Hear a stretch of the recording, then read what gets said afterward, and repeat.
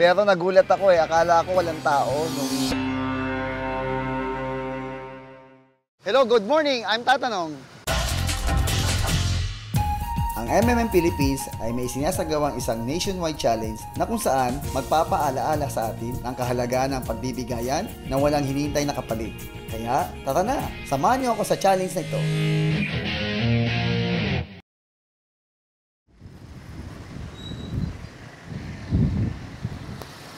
Bibigay ko timba.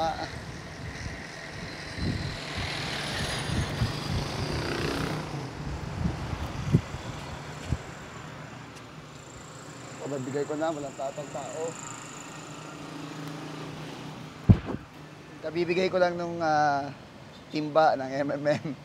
Pero nagulat ako eh, akala ko walang tao nung pagkaliwa ko doon sa pintuan nila, pagpasok ko. Kasi dalawa yung pintuan eh.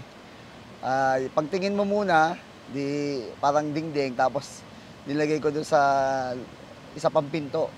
Nung pagbaba ko ng pinto, andun yung mga tao, andun sila, nakahiga sila doon sa silya, sa sopa. Tapos doon pagbaba ko, napatayo lahat sila eh. Wala na akong gagawin. Sabi ko, gumanon ako, tapos sumenyas na ito. Ayun, nag-thank you naman. Ganoon, dire-diretso na ako umalis. Sana may nakunan din yung ating camera kung ano yung reaction nila. Pero I'm sure, wala na. Hindi sila lalabas kasi nung pagkuha pala nakita ko na parang yung papel na doon na tinginan rin nila yung papel.